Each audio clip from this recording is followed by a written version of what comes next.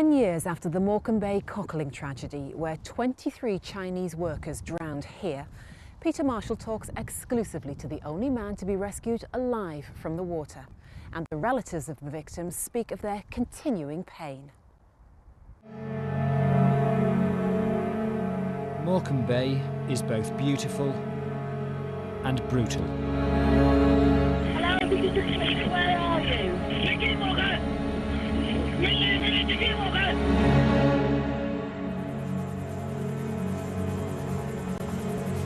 We have visual with one person only on a sandbank. 我一直就是想冲过去。 I tried so hard to swim through the channel. I just couldn't do it. I thought about my parents. I thought, am I going to die tonight?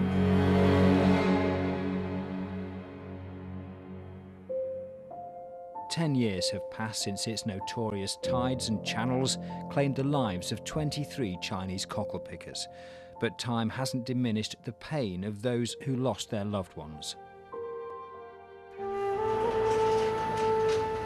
In China's Fujian province, Lin Meikin still mourns her husband Lin Yujing, who died in the bay. He was 38. She hasn't remarried. She works hard and raises their grandson on her own. I still think about him, she says. When he was around, I didn't realise how much he meant to me. When he died, it was such a loss.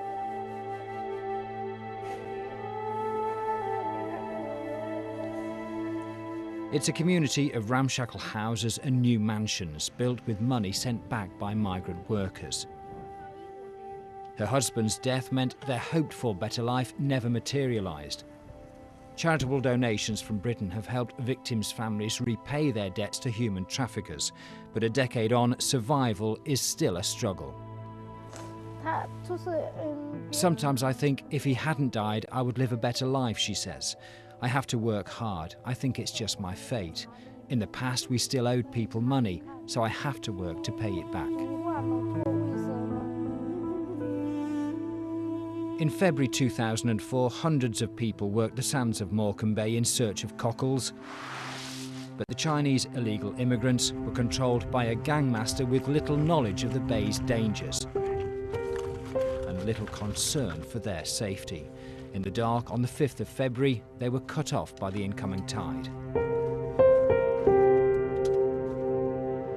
In a distressing 999 call, one of the cocklers, Guo Bing Long, makes a desperate plea for help as the waters rise.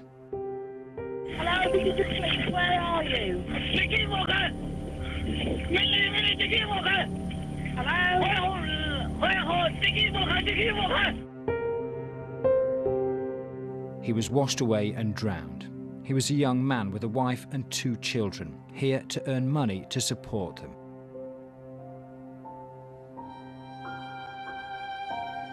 Cockle picker Li Hua now lives under witness protection, having given evidence in the criminal trial that followed the tragedy.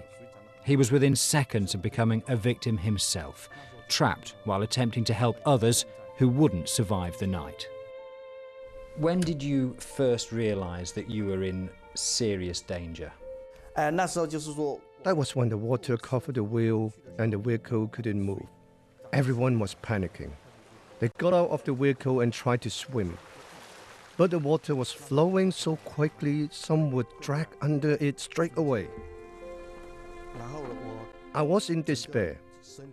I thought, am I going to die tonight? I have parents, a wife, and a child.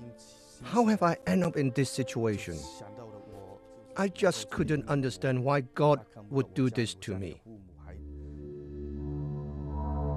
He stripped off his waterproofs, struggled, swam and stumbled in the darkness. I tried so hard to swim through the channel. I just couldn't do it. I thought about my parents. I thought, am I going to die tonight? It was pitch black, and I was desperate. I thought I might just as well wait to die. It was freezing cold, but I didn't feel it. I was numb. Then I don't know how, A wave maybe turned me around. I was on my own and was in a shallow water. And then a helicopter came. I kept praying and praying like my mother used to do. And I kept waving. They didn't seem to see me. But then they stopped. We have visual with one person only at this stage on a sandbank. He was the only person plucked alive from the water by rescuers that night. The other Chinese survivors had left the sands before the tide closed in. Believe it or not, I thought I saw God. The feeling at that moment is very hard for me to explain. I could not believe I was going to be rescued and that I was alive again.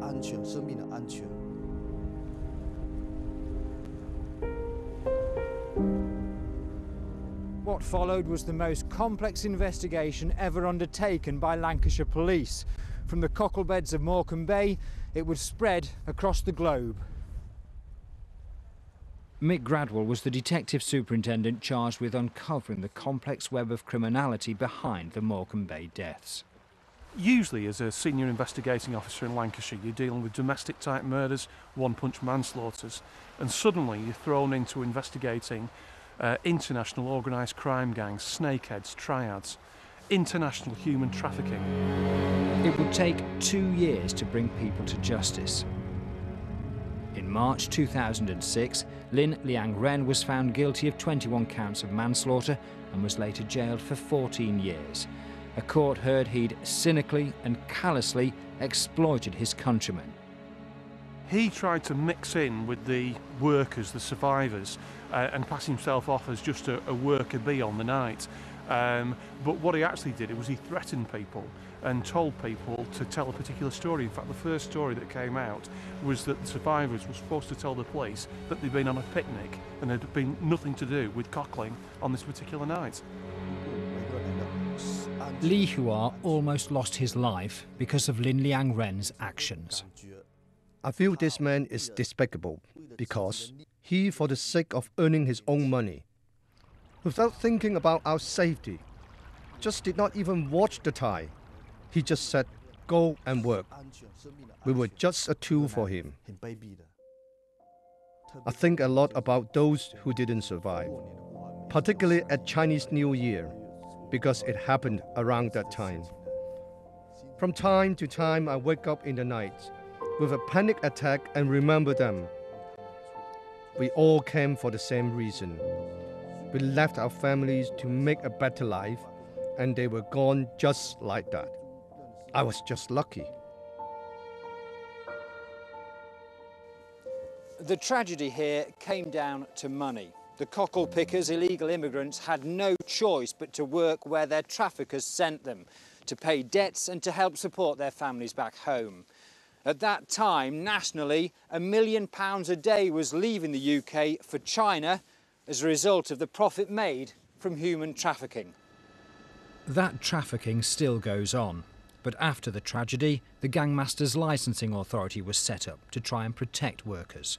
Since 2007, it's revoked 200 gangmaster licences and brought 70 prosecutions.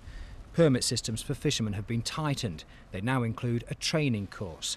Even so, the last time the beds in the Ribble estuary opened, rescuers were called out 26 times in 2 months. Li Hua has rebuilt his life under witness protection, together with the wife and son he feared he would never see again. He hopes no one will experience what he went through. My family are all healthy, and we are happy. I have a job. We don't have a lot of money, but we are happy to go through each day peacefully. I am very grateful to the police and the British authorities.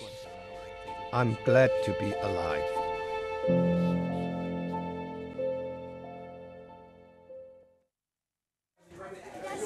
Coming up, a taste of home